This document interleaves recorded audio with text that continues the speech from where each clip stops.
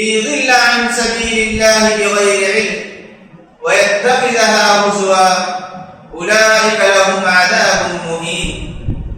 وقال النبي صلى الله عليه وسلم: ليكونن من أمتي أقوام يستحلون الحر والحرير والخمر والمعازف. رواه البخاری. محترم حاضرین جمعہ، پردہ نشین میرے اسلامی ماؤں اور بہنیں، خطبہ مسنونہ کے بعد سورہ لقمان کی ایک آیت میں نے آپ لوگوں کے سامنے تلاوت کی، جس میں اللہ تبارک و تعالیٰ فرماتے ہیں کہ لوگوں میں سے کچھ لوگ ایسے ہوتے ہیں جو ایسی باتوں کو خریدتے ہیں جو اللہ تبارک و تعالیٰ سے غافل کر دیتے ہیں، اس کے ذریعے بغیر سمجھے بوجھے اللہ کے بندوں کو اللہ کے راستے سے روکتے ہیں، اور اس طرح خریدنے کو وہ مذاق بناتے ہیں۔ ایسے ہی لوگوں کے لیے اللہ تبارک و تعالیٰ دردناک عذاب تیار کر رکھا ہے۔ اس آیت کریمہ میں کے تعلق سے حضرت ابن مسعود رضی اللہ عنہ فرماتے کہ لہو الحدیث، وہ باتیں جو اللہ تبارک و تعالیٰ سے غافل کرنے والے ہیں، اس سے مراد گانا بجانا ہے۔ عبداللہ بن عباس رضی اللہ عنہ فرمایا کرتے تھے کہ اس آیت کریمہ میں اللہ تبارک و تعالیٰ نے گانا بجانا، گانا سننے کے لیے اللہ تبارک و تعالیٰ نے حرام قرار دیا۔ امام حسن بصری رحمہ اللہ فرمایا کرتے کہ یہ آیت گانا کے تعلق سے نازل ہوئی۔ اللہ کے رسول صلی اللہ علیہ وسلم کے زمانے میں جب نبی کریم صلی اللہ علیہ وسلم دین اسلام کا پیغام لوگوں تک پہنچانے لگے تو مکے میں مسلمانوں کا ایک کٹر دشمن تھا جس کا نام نضر بن حارث تھا۔ وہ ایسی لاؤڈیوں کو خرید کر لایا کرتا جو لوگوں کو گانے سنایا کرتی، جو لوگوں کی محفلوں میں ناشتے تھی۔ تو اللہ کے رسول صلی اللہ علیہ وسلم کے زمانے میں نضر بن حارث کا اصلاح کرنے پر اللہ تبارک و تعالیٰ نے یہ آیت نازل کی، اور اس کا مقصد یہ تھا کہ جب کسی آدمی کو دیکھتا کہ اللہ کے رسول صلی اللہ علیہ وسلم کی باتوں کی طرف وہ آگے بڑھ رہا ہے، اسلام قبول کرنے کا شوق اس کے اندر پیدا ہوتا، تو ایسے آدمی کے پاس یہ ناچنے والی عورتوں کو بیچ دیتا تھا، اور وہ ناچنے والی عورتیں اس آدمی کو قرآن سے، رسول کی باتوں سے روکتی تھی۔ تو اللہ تبارک و تعالیٰ نے اس کی مذمت بیان کرتے ہوئے یہ آیت نازل کی۔ اللہ کے رسول صلی اللہ علیہ وسلم فرماتے ہیں لَيَكُونَنَّ مِنْ أُمَّتِي أَقْوَامٌ، کہ میری امت میں ایسے لوگ آئیں گے يَسْتَحِلُّونَ الْحِرَّ وَالْحَرِيرَ، جو زناکاری، ریشم کے کپڑے پہننے کو، شراب پینے اور گانا بجانے کو حلال سمجھنے لگیں گے۔ تو ایک زمانہ ایسا آئے گا کہ اللہ کے رسول فرماتے ہیں کہ یہ حرام چیزوں کو لوگ حلال سمجھ کر کرنے لگیں گے۔ اسی لیے اللہ کے رسول صلی اللہ علیہ وسلم نے ان باتوں سے روک دیا۔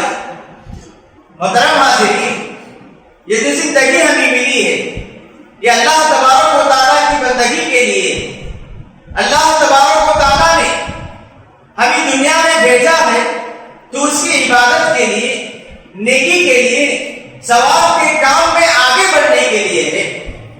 اللہ کے رسول صلی اللہ علیہ وسلم کی زندگی پڑھ کر دیکھیں، صحابہ کرام فرماتے ہیں کان یذکر اللہ فی کل احیان، کہ اللہ کے رسول صلی اللہ علیہ وسلم ہمیشہ اللہ تبارک و تعالیٰ کو یاد کیا کرتے تھے، اللہ کی یاد میں اپنی زندگی گزارا کرتے تھے، کیونکہ یہ زندگی اللہ کی بندگی کے لیے، اللہ کو خوش کرنے کے لیے، اس زندگی میں کوئی بھی ایسا کام نہ کرنا جس سے اللہ تبارک و تعالیٰ ناراض ہوتے ہوں، یا کوئی ایسا کام کرنا جسے اللہ تبارک و تعالیٰ نے حرام قرار دیا، یہ کسی بھی مسلمان کے لیے جائز نہیں۔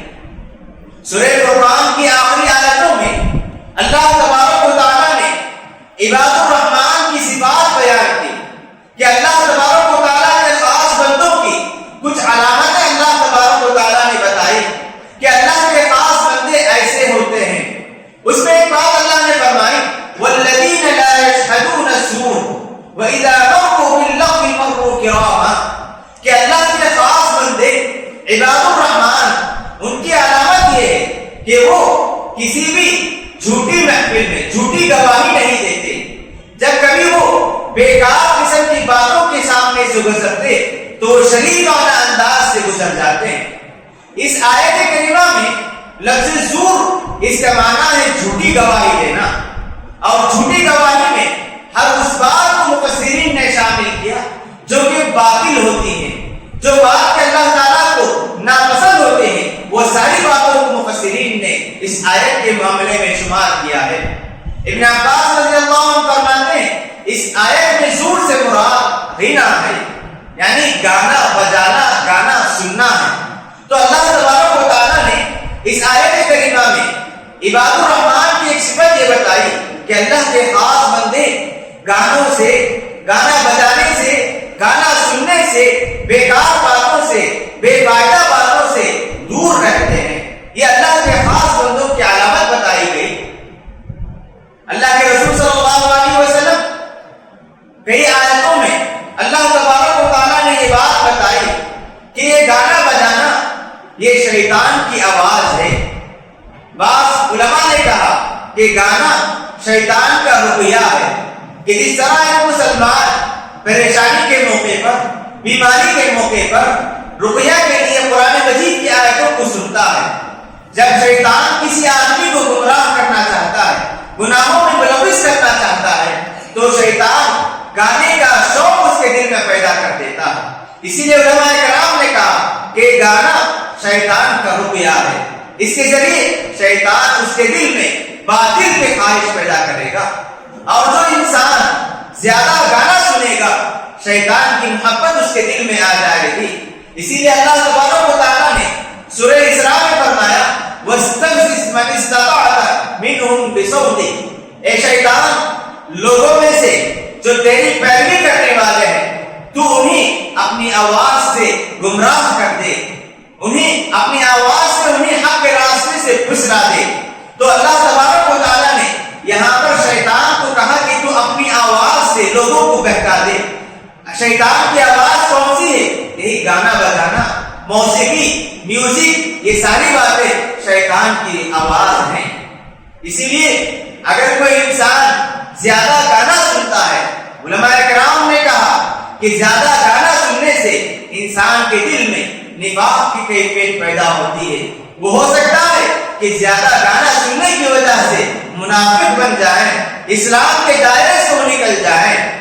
جس دل میں گانے کی خواہش ہو، جس دل میں شیطان کی آواز کی خواہش ہو، جو دل شیطان کی آواز کو پسند کرنے لگے، وہ دل کبھی بھی قرآن کی آواز کو سننے کے لیے تیار نہیں ہوگا۔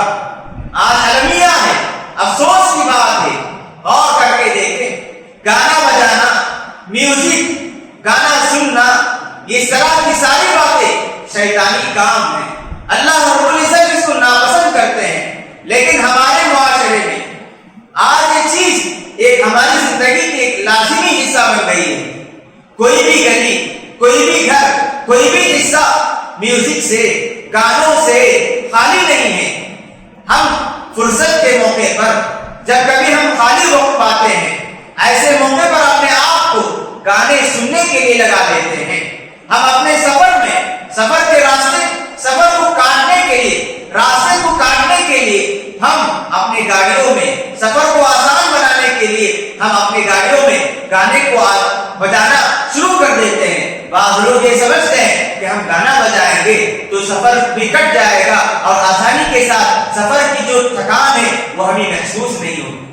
تو اس طرح ہمارے معاشرے میں کیا نوجوان، کیا بوڑھا، کیا بچہ، کیا کوئی بھی عمر والے ہوں، سب لوگ اس بیماری میں، اس گناہ میں ملوث نظر آتے ہیں۔ ہمارے پاس جو یہ موبائل فون ہے اس میں بہت ساری اچھائیاں ہیں، اس کی یہ خرابی یہ ہے کہ ہم آسانی کے ساتھ ان چیزوں تک پہنچ جاتے ہیں جو چیزوں کے اللہ تبارک و تعالیٰ نے حرام قرار دیا اور اللہ کے رسول صلی اللہ علیہ وسلم نے اسے ناپسند کیا، حرام قرار دیا، وہ باتیں ہماری زندگی کا ایک لازمی حصہ بن گئی ہیں۔ اب ہمیں شکایت یہ ہے کہ ہم اللہ کی عبادت کرتے ہیں لیکن ہماری زندگی میں سکون نہیں، ہم اللہ سے مانگتے ہیں لیکن اللہ رب العزت ہماری دعاؤں میں رنگ نہیں نظر آتا۔ یہ ساری شکایتیں کیوں ہیں؟ کیونکہ ہم اللہ کی عبادت کرتے ہیں لیکن ہمارے دل اللہ تبارک و تعالیٰ کی عبادت کے لیے مکمل طور پر خالی نہیں ہے۔ ہم مسجد میں تو اللہ کی عبادت کرتے ہیں لیکن مسجد سے جیسے ہم باہر جاتے ہیں ہمارے ہاتھ میں جو موبائل ہے وہ گانے بجانے میں، میوزک سننے میں اور اس طرح کی باتوں کو دیکھنے میں ہمارا وقت چلے جاتا ہے، ضبط ہوتا ہے، جسے اللہ اور اس کے رسول ناپسند کرتے ہیں، جسے اللہ اور اس کے رسول نے حرام قرار دیا ہے۔ تو ہماری عبادتیں کیسے قبول ہوگی؟ ہماری عبادتوں کا اثر ہماری زندگی میں کیسے نظر آئے گا؟ ہم سکون کے متلاشی ہیں، راحت تلاش کرنے والے ہیں لیکن ہماری زندگی میں سکون نہیں، بے چینی ہمیشہ ہر کوئی شکایت یہ کرتا ہے کہ میری زندگی میں سکون نہیں، مجھے راحت نہیں محسوس ہوتی، میں اپنے آپ کو سکون پہنچانے کے لیے باتوں کو جاتا ہوں، ٹور میں جاتا ہوں سکون پہنچانے کے لیے، لیکن وہاں بھی جاتے ہیں تو یہ ساری باتیں گانا بجانے میں، گانا سننے میں، حرام چیزوں میں اپنے آپ کو لگانے لگتے ہیں۔ اور بعض لوگ اس طرح کے کام کرنے کو فیشن سمجھتے ہیں، اللہ کو ناراض کرتے ہیں، رسول اکرم صلی اللہ علیہ وسلم کی باتوں کے خلاف ورزی کرنے کو یہ لوگ فیشن سمجھتے ہیں۔ تو ہماری زندگی میں بدلاؤ کیسے آئے گا؟ ہماری زندگی میں سکون کیسے آئے گا؟ ہم جس راحت اور سکون کی تلاش میں ہیں وہ سکون ہم کیسے حاصل کر سکتے ہیں؟ اس پر غور کرنے کی بات ہے۔ ہمارے گھر میں کس قدر میوزک بجتے ہیں، گانا بجتے ہیں، لوگ سنتے ہیں لیکن ہم برکت کی کمی کی شکایت کرتے ہیں۔ میں بہت زیادہ کماتا ہوں اس کے باوجود میری زندگی میں برکت نہیں، میرے مال میں برکت نہیں، کیونکہ آپ کی زندگی جو گزر رہی ہے آپ کے اطراف و اکناف میں میوزک کا بجنا، گانے کا بجنا اور اس طرح حرام چیزوں کا آپ کے اطراف و اکناف میں ہو تو وہاں فرشتے کیسے برکت لائیں گے؟ اللہ تعالیٰ کی برکتیں، اللہ رب العزت کی رحمتیں کیسے نازل ہوگی جہاں اللہ کی نافرمانی ہو، جہاں ایسی باتیں ہوں جسے اللہ رب العزت ناپسند کرتے ہیں۔ تو اسی لیے گانا بجانا، گانا سننا، میوزک، یہ ساری باتیں اللہ رب العزت نے حرام کر دی۔ ان تمام چیزوں کو اپنی زندگی سے نکالنا ضروری ہے، یہ ہماری زندگی کا ایک حصہ بن گئے ہیں۔ افسوس کی بات یہ ہے کہ ہم مسجد میں بھی آتے ہیں تو بہت سارے افراد، بہت سارے لوگ یہ جو رنگ ٹون کے طور پر گانے رکھ دیتے ہیں، کبھی کبھار وہ سائلنٹ کرنا بھول جاتے ہیں، نماز میں میوزک شروع ہوتی ہے تو ان کی یہ توفیق نہیں ہوتی کہ وہ اپنے موبائل کو نکال کر بند کریں، لیکن وہ مکمل پوری نماز میوزک بجتی ہے۔ یہاں پر اللہ رب العزت کے کلام کی تلاوت اور ساتھ میں وہاں پر شیطان کی آواز بھی مسجد میں بجنے لگتی ہے۔ تو اس طرح کی قدر خطرناک باتیں ہیں، اللہ کو ناپسند کرنے والی چیزیں، اللہ کو ناراض کرنے والی چیزیں ہماری زندگی کا حصہ بن گئی ہیں۔ ان چیزوں سے اپنے آپ کو الگ کرنا اور اپنی زندگی کو پاک کرنا ضروری ہے۔ کوشش یہ کریں جب آپ کو موقع ملے، فرصت ملے، آپ کے انتظار کے وقت میں، سفر میں آپ قرآن مجید کی تلاوت کو سننے لگیں۔ سفر میں جاتے ہوئے قرآن مجید کی تلاوت عام کرتے ہیں۔ آپ موبائل فون جو استعمال کرتے ہیں اس کو اچھے کاموں کے لیے استعمال کریں، اچھے نظموں کو سننے کے لیے یا قرآن مجید کی تلاوت کو سننے کے لیے، نبی کریم صلی اللہ علیہ وسلم کے احادیث کو سننے کے لیے، بیانات کو سننے کے لیے ایسے کاموں میں اپنے آپ کو استعمال کریں گے تو ضرور ہماری زندگی میں راحت، سکون، برکت، اللہ تعالیٰ کی رحمت نازل ہوگی۔ اور اللہ کے رسول صلی اللہ علیہ وسلم نے ان تمام چیزوں کو، گانا اور گانے کی آواز کو، میوزک کو، اللہ کے رسول صلی اللہ علیہ وسلم نے احمق کی آواز قرار دیا اور بعض روایتوں میں اللہ کے رسول نے لعنت والی آواز قرار دیا۔ ایک حدیث میں اللہ کے رسول صلی اللہ علیہ وسلم کے بیٹے ابراہیم سکرات کے عالم میں ہوتے ہیں، تکلیف سے وہ کرا رہے ہوتے ہیں۔ عبدالرحمن بن عوف رضی اللہ عنہ کے ساتھ اللہ کے رسول صلی اللہ علیہ وسلم اپنے بیٹے ابراہیم کے پاس پہنچتے ہیں۔ ابراہیم سکرات کے عالم میں تکلیف سے کرا رہے ایسے موقع پر ان کی تکلیف کو دیکھ کر نبی کریم صلی اللہ علیہ وسلم کی آنکھوں سے آنسو جاری ہو جاتے ہیں. اللہ کے رسول صلی اللہ علیہ وسلم کی آنکھوں سے آنسو جاری ہو جاتے ہیں. اللہ کے رسول صلی اللہ علیہ وسلم سے عبد الرحمن بن عوف رضی اللہ عنہ فرماتے ہیں اتبکی یا رسول اللہ کہ اللہ کے رسول آپ رو رہے ہیں، آپ رو رہے ہیں. اللہ کے رسول صلی اللہ علیہ وسلم فرماتے ہیں کہ عبد الرحمن میں نے رونے سے منع نہیں کیا، لم انہا عن البکاء، میں نے کبھی رونے سے منع نہیں کیا. تکلیف کے موقع پر، غم کے موقع پر کوئی انسان آنسو بہائے اس سے اللہ کے رسول نے روکا نہیں. اللہ کے رسول نے فرمایا انما نہیت عن صوتین احمقین فاجرین، میں تو ایسے دو احمق اور گنہگار آواز سے میں روکتا ہوں. دونوں آوازیں کون سی ہیں؟ صوت عند نعمہ، کہ کوئی خوشی حاصل ہو جائے، خوشی کے موقع پر میوزک بجانا، گانے بجانا، ایسے لوگ خوشی کے موقع پر اس طرح کی آواز نکالنا یہ اللہ کو ناپسند ہے. اس بات سے میں روکتا ہوں، اس آواز سے میں روکتا ہوں. وَرِنَّةٌ عِنْدَ مُصِیبَہ، اور مصیبت کے موقع پر اپنے آپ کو وابلہ مچاتے ہوئے، تھپڑ مارتے ہوئے آواز نکالنا، ان دونوں آواز سے میں روکتا ہوں. تو اللہ کے رسول صلی اللہ علیہ وسلم اس حدیث میں فرماتے ہیں دو آواز احمقوں کی آواز ہے. یہ خوشی کے موقع پر گانا بجانا، میوزک بجانا، اور اسی طرح غم کے موقع پر غم کے اظہار کے لیے وابلہ مچاتے ہوئے یہ کہنا کہ اللہ تبارک و تعالیٰ نے مجھ پر یہ مصیبت نازل کر دی. اس طرح غم کے موقع پر جو آواز آتی ہے ان دونوں آواز کو اللہ کے رسول نے احمقوں کی آواز قرار دی. ایک اور حدیث میں اللہ کے رسول صلی اللہ علیہ وسلم فرماتے ہیں صوتان ملعونان، کہ دو آواز لعنت والی آوازیں.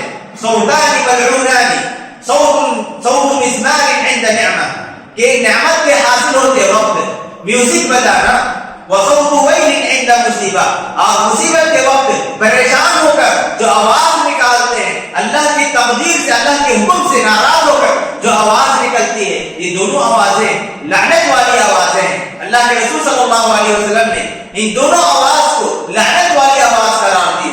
جب ہماری زندگی میں یہ دونوں لعنت والی آواز آ جائے تو وہاں اللہ تعالیٰ کی رحمت کیسے نازل ہو سکتی ہے؟ اور کرنے کا مقام ہے. ہم سکون کے متلاشی ہیں تو تلاش کے لیے اللہ تعالیٰ کے کلام کو پڑھنا ہے. ہم فرصت کے موقع پر گانا بجانے کو آسان سمجھتے ہیں، ایسے موقع پر قرآن مجید کو سننا ضروری ہے. اللہ کے رسول صلی اللہ تبارک و تعالیٰ نے قرآن مجید میں کیا فرمایا؟ الا بذکر اللہ تطمئن القلوب، لوگوں اللہ تبارک و تعالیٰ کی یاد میں، اللہ تعالیٰ کو ذکر کر، اللہ تعالیٰ کو یاد کرنے میں، اللہ تعالیٰ کی آیتوں کو پڑھنے میں دلوں کا سکون ہے، دلوں کا اطمینان اللہ تعالیٰ کو یاد کرنے میں ہے. ہم سکون کے تلاش میں گانا سنتے ہیں، میوزک بجاتے ہیں، اپنی پریشانی کو کم کرنے کے لیے میوزک بجانے لگتے ہیں، تو اس سے ہماری پریشانی ختم نہیں ہوگی بلکہ مزید پریشانی بڑھ جائے گی. اور اسی طرح جو انسان گانے بجانے کا شوقین ہوتا ہے، گانے سننے کو اپنی عادت بناتا ہے، ایسے انسان کا دشمن شیطان اس کا دوست بن جاتا ہے. اللہ تعالیٰ قرآن مجید میں فرماتے ہیں وَمَن يَعْشُ عَنْ ذِكْرِ الرَّحْمَنِ نُقَيِّضْ لَهُ شَيْطَانًا فَهُوَ لَهُ قَرِينٌ، جو اللہ تعالیٰ کی یاد سے غافل ہوگا، جو اللہ تبارک و تعالیٰ کی یاد سے دور ہوگا، اللہ تعالیٰ کو یاد نہیں کرے گا، اللہ تعالیٰ فرماتے ہیں نُقَيِّضْ لَهُ شَيْطَانًا، ہم اس پر شیطان کو مسلط کر دیتے ہیں، شیطان اس پر غالب آ جاتا ہے، فَهُوَ لَهُ قَرِينٌ، اور وہ شیطان اس کا دوست بن جاتا ہے. اللہ تعالیٰ کی یاد سے غافل کرنے کے لیے شیطان کافی ہے. اور اللہ کے رسول صلی اللہ علیہ وسلم نے حدیث میں ان تمام چیزوں سے ہمیں روک دیا ہے. ان چیزوں سے رکنا ہمیں بہت ضروری ہے. کوشش یہ کریں کہ ہماری زندگی میں اللہ کی یاد زیادہ ہو، قرآن مجید کی تلاوت زیادہ ہو، احادیث کو سننے کی کوشش کریں، دینی بیانات جو ہوتے ہیں ان تمام چیزوں کو سننے کی کوشش کریں. اگر ہم ان گانے سننے کو اپنی زندگی کا لازمی حصہ بنا لیں گے تو یہ شیطان کی آواز ہے. جہاں شیطان کی آواز ہو وہاں فرشتے نازل نہیں ہوں گے، جہاں فرشتے نازل نہ ہو وہاں اللہ کی رحمت نہیں آئے گی، جہاں اللہ کی رحمت نہ ہو وہاں اللہ کی برکت بھی نہیں ہوگی. اس گھر والوں پر اللہ تعالیٰ خوش نہیں ہوگا، اس گھر والوں پر اللہ تعالیٰ سکون نازل نہیں کریں گے، اطمینان نہیں نازل کریں گے. لوگ کتنا ہی کمانے لگے لیکن اس گھر میں اللہ تعالیٰ کی برکت نازل نہیں ہوگی. کوشش یہ کریں کہ اللہ تعالیٰ کی جو نعمت ہمارے ہاتھوں میں ہے اس کو اللہ تعالیٰ کو راضی کرنے والی چیزوں میں استعمال کرنے کی کوشش کریں. جب کبھی موقع ملتا، جب کبھی کوئی فرصت ملتی، انتظار کا وقت ملتا، تو اسے اللہ تعالیٰ کو خوش کرنے والے کام میں لگایا کرتے۔ حضرت ابو بکر صدیق رضی اللہ عنہ، ایک صحابی زندگی میں ایک دن میں اتنی نیکیاں کرتے ہیں، اللہ کے رسول پوچھتے ہیں آج کے دن تم میں سے کس نے صدقہ کیا؟ ابو بکر کہتے ہیں کہ میں نے۔ آج کے دن تم میں سے کس نے مریض کی عیادت کی؟ ابو بکر کہتے ہیں کہ میں نے۔ اب اللہ کے رسول پوچھتے ہیں آج کے دن کس نے جنازے میں شرکت کی؟ ابو بکر کہتے ہیں کہ میں۔ یعنی اللہ کے رسول صلی اللہ علیہ وسلم 8 9 نیکیوں کا ذکر کرتے ہیں۔ ہر معاملے میں ابو بکر کہتے ہیں کہ اللہ کے رسول مجھے ان نیکیوں کا موقع ملا تو میں نے فوراً ان نیکیوں میں آگے بڑھا۔ حضرت عمر رضی اللہ عنہ خلافت کے باوجود اللہ تعالیٰ کی یاد میں جہاد سے کبھی غافل نہیں ہوا کرتے۔ اب عمر رضی اللہ عنہ ان کے ایک دوست تھے، پڑوسی تھے، وہ اللہ کے رسول صلی اللہ علیہ وسلم سے کوئی بھی حدیث نہ چھوٹ پائے تو انہوں نے اپنے دوست صحابی سے یہ معاملہ یہ طے کیا کہ اے پڑوسی، ایک دن تم اللہ کے رسول کے ساتھ رہنا۔ اللہ کے رسول صلی اللہ علیہ وسلم صبح سے شام تک جتنی حدیثیں بیان کریں گے وہ ساری حدیثیں تم یاد کر کے مجھے شام میں آ کر بتلانا۔ میں اس دن کام پر جاؤں گا، اپنی زندگی چلانے کے لیے کما کر میں واپس آؤں گا، دوسرے دن میں اللہ کے رسول کے ساتھ رہوں گا، اللہ کے رسول صلی اللہ علیہ وسلم کی ساری باتیں میں اپنے یاد رکھوں گا، اور جیسے ہی تم شام میں واپس آؤ گے میں وہ باتیں تم تک پہنچاؤں گا۔ حضرت علی رضی اللہ عنہ، عثمان رضی اللہ عنہ کے انتقال کے بعد، ان کی شہادت کے بعد امت میں بہت زیادہ اختلاف پیدا ہو گیا تھا، لڑائیاں شروع ہو گئی تھی، دشمنیاں شروع ہو گئی تھی، اور علی رضی اللہ عنہ خلیفہ تھے، بڑے کام ان کے پاس تھے، اس کے باوجود دن میں روزہ رکھا کرتے، دن میں وہ روزہ رکھا کرتے اور رات میں قیام اللیل میں گزارا کرتے، رات ان کی قیام میں گزرتی تھی۔ کسی نے کہا کہ امیر المؤمنین آپ دن بھر روزہ رکھتے ہو اور خلافت کے کام میں بھی معاملے میں بھی حل کرتے ہو اور رات میں نمازوں میں رات گزارتے ہو، اتنی محنت اتنی کوشش کیوں کرتے ہو؟ علی رضی اللہ عنہ نے کہا کہ سوال کرنے والے سن، ہم جس زندگی میں ہم گزار رہے ہیں یہ زندگی آخرت کو بنانے کے لیے، آخرت کے سفر میں اپنے آپ کو کامیاب بنانے کے لیے، اس زندگی میں اپنے آپ کو کامیاب کرنا، اپنے آپ کو محنت میں لگانا کوشش کرے گا، جو عبادت میں آگے بڑھے گا، ہر فرصت کا موقع غنیمت جان کر جو بھی انسان اللہ کی عبادت میں نیکی میں آگے بڑھے گا وہی انسان آخرت میں کامیاب ہوگا۔ تو اس طرح صحابہ کرام نے اپنی زندگی کو اللہ کی بندگی میں گزاری، جب کبھی انہیں کوئی موقع ملتا فوراً کوئی نیکی کرنے کی کوشش کرتے، ہر طرح کی نیکی ان کی زندگی میں نظر آتی ہے کیونکہ وہ اس زندگی کو غنیمت جانتے تھے، جب کبھی کوئی موقع ملتا فرصت اس کو سمجھتے تھے۔ تو اس طرح ہماری ایسی زندگی ہے اللہ تبارک و تعالیٰ کی جانب سے بہت بڑی نعمت ہے، جب کبھی ہمیں کوئی فرصت ملے اسے اللہ تبارک و تعالیٰ کو راضی کرنے والے کاموں میں لگانے کی کوشش کرے۔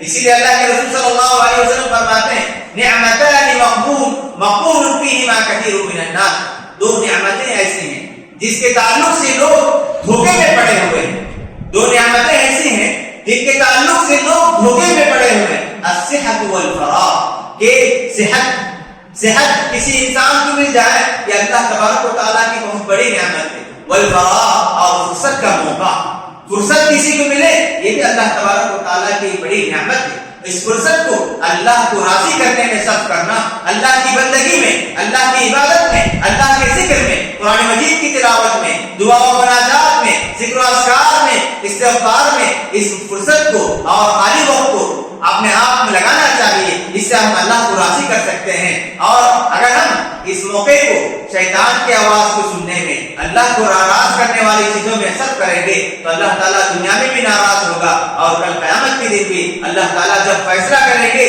تو اس وقت ہر وقت کا، ہر گھڑی کا اور ہر لحظے کا ہمیں حساب دینا ہے۔ اللہ تعالیٰ جو نعمت جو زندگی دی ہے، ہر زندگی کے ہر لمحہ، ہر لحظے کا حساب وہاں دینا ہے۔ آپ غور کریں کہ اگر میں ان اوقات کو اللہ کی نافرمانی میں گزاروں گا تو کل روز قیامت اللہ تبارک و تعالیٰ جب سوال کریں گے کہ تو نے اس وقت کو، اس لحظے کو تو نے میری نافرمانی میں کیوں گزارا، تو اس وقت ہم کیا جواب دے سکتے ہیں؟ جب ہم اس جواب میں ناکام ہو جائیں گے تو نہ اللہ تبارک و تعالیٰ ہمارے لیے غلط ہمارے لیے جہنم کا یا عذاب کا فیصلہ کر سکتے ہیں. اس لیے ہمیں ہوش میں آنا ہے, اپنی زندگی کو اللہ کی بندگی میں لگانے کی کوشش کریں, اور کوشش یہ کریں کہ ہماری زندگی کا اکثر حصہ اللہ کو راضی کرنے والے کاموں میں ہو. دعا ہے پروردگار سے اللہ تعالیٰ ہم تمام کو زیادہ سے زیادہ اس کو یاد کرنے والے اور شیطانی آواز, میوزک سے, گانوں سے, گانا سننے سے ہمیں اپنی زندگی کو خالی کرنے کی اللہ تعالیٰ تمام کو توفیق عطا فرمائے. آمین. وآخر دعوانا الحمد للہ رب العالمین.